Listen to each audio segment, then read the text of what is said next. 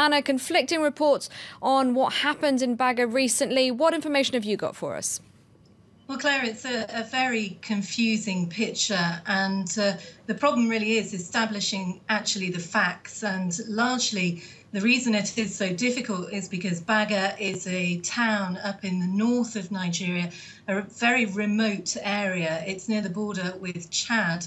And really, at the moment, nobody has been able to get in there to start counting the bodies from this attack, let alone even bury the dead. There have been some reports from eyewitnesses saying that they have not seen any military around that particular area, and those of the military who were there at the time when the attack started simply put down their guns and fled. So there has been a mix of numbers. We've heard from some local sources saying that there has been mass casualties in the scale of hundreds. Some have said it's nearer thousands, but we've had a confusing picture from the military itself, because the defence spokesman from the government actually said at the weekend that it was valid to say that this looked like it was Boko Haram's biggest ever attack. But then he has gone back on what he said just a couple of days later and said yesterday that they now believe 150 people died. But I think the actual facts are very difficult to establish until some humanitarian groups or journalists are able to actually get to the area. We simply won't know.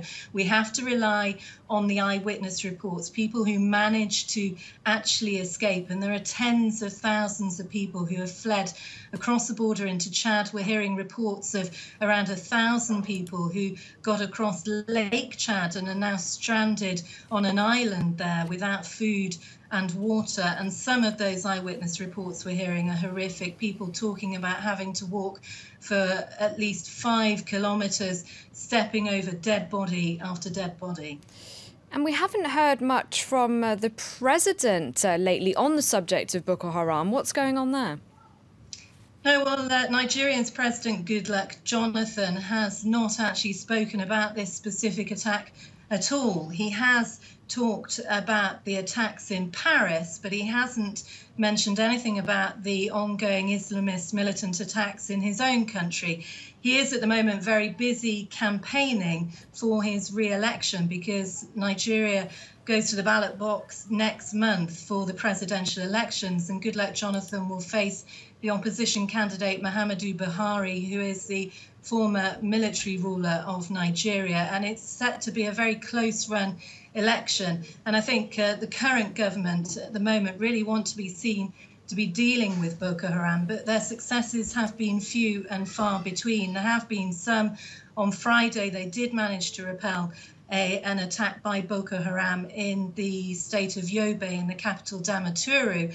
But other than that, at the moment, they're finding it very hard to convince people that they have a grip on the Boko Haram attacks. Thank you very much indeed, Anna Cunningham, reporting there from Nigeria.